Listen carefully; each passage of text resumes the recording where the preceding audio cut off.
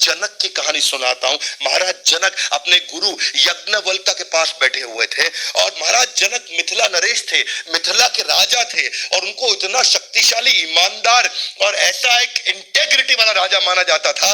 वो गुरु की शरण में बैठे हुए और तभी कोई आया, वहां सिपाही भागता हुआ और बोला, महाराज, महाराज की जय हो, एक बुरी खबर लाया हूं। बोले, कहो।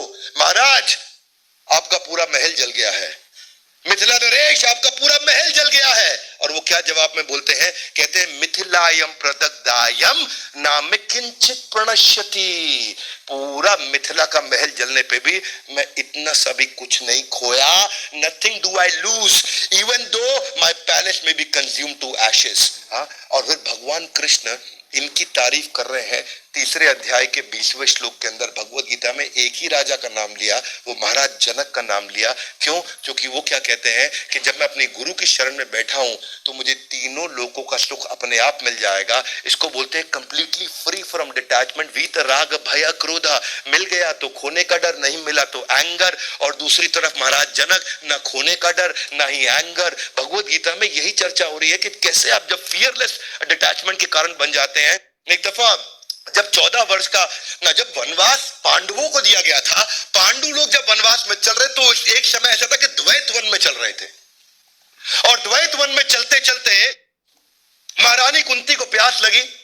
पांचों पांडु पुत्र साथ साथ चल रहे तो उन्होंने सबसे छोटे भाई सहदेव को बोला कि सहदेव तुम जाओ जरा मां कुंती के लिए जल लेकर के। सहदेव घूमता घूमता घूमता एक जलाशय को मिल गया। वो जलाशय पे पहुंचा, जलाशय पे पहुंचा, जैसे ही पानी पीने लगा वहां एक बगुला पेड़ पे बैठा और बोला, सहदेव रुक जाओ। उसने हाथ जोड़ा, बोला क्यों रुक जाऊं? बोला तुम्हें मेरे प्रश्नों का उत्तर देना होगा, नहीं तो जल पीने से तुम बेहोश। बगुले को देख के सहदेव हंसने लगा, उसने जल पी लिया, बेहोश हो गया। ये कथा सब लोगों को पता होगी, कई लोगों ने सुनी होगी कथा ये, पर इस कथा में था क्या?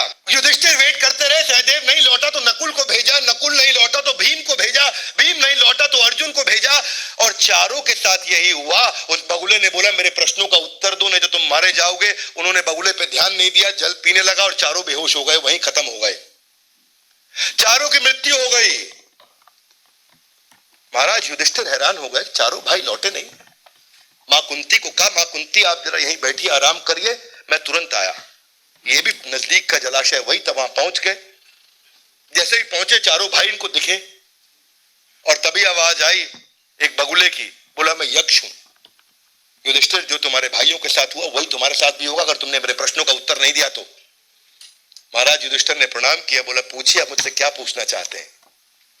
महाराज युधिष्ठिर में कोई भय नहीं, पूछिए मुझसे क्या पूछना चाहते हैं। तो हे युधिष्ठिर, एक एक करके उन्होंने कई प्रश्न पूछे कि सबसे बड़ा आश्चर्य क्या है संसार में। बोले अहानि अहानि भूतानि यमालयम गच्छन्ति पश्यन्नपि न पश्यन्ति। कि अहानि अहानि भूतानि, सब लोग आ रहे हैं जा रहे हैं, आ रहे हैं जा रहे हैं संसार में। यमालयम गच्छन्ति, सब यम आले यानी कि यमराज के आले यानी इनके घर भी जा रहे हैं, लेकिन फिर भी पश्यन्नपि न पश्यन्ति, कोई भी देख के भी नहीं देख रहा है कि मैं भी मरने वाला हूं। हर एक को लगता है ये मरा लेकिन मैं नहीं मरूंगा। एक एक करके उन्होंने कई प्रश्नों के उत्तर दिए युधिष्ठिर ने। यक्ष उनसे प्रश्न पूछते गए, युधिष्ठिर उनको उत्तर देते गए।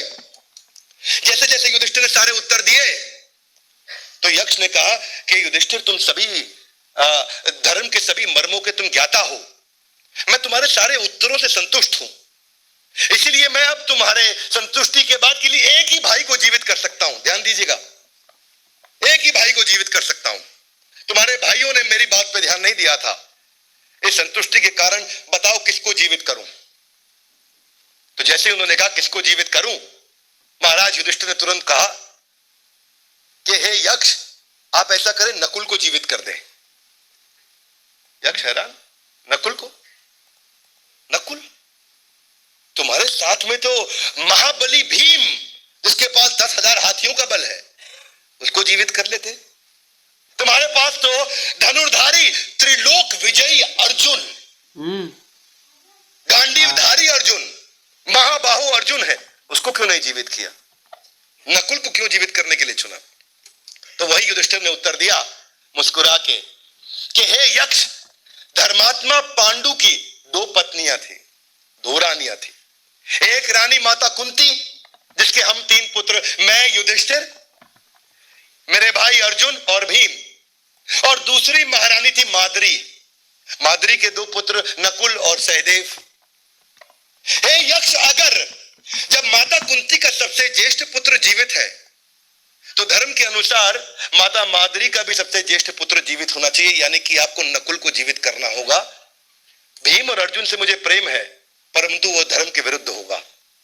जैसे ही यक्ष ने बात सुनी, यक्ष मुस्कुराए और बोले, युधिष्ठिर, तुम नहीं जानते, मैं ही तुम्हारा धर्म पिता हूं और मैं तुम्हारी परीक्षा ले रहा था और इस परीक्षा में तुम उत्तीर्ण हुए और आज से तुम्हें धर्मराज युधिष्ठिर के नाम से जाना जाएगा। ये वो युधिष्ठिर है जिनको ना खोने का डर, ना एंगर, ना खोने का डर, ना एंगर। वही पूछा अर्जुन ने प्रश्न कि स्थित प्रज्ञत का भाषा, कि स्टेबल इंटेलिजेंस के लोग कैसे होते हैं? तो भगवान ने उत्तर दिया, वीतराग भय क्रोध। अरे भाई, डरता वही है जिसका स्टेबल इंटेलिजेंस नहीं।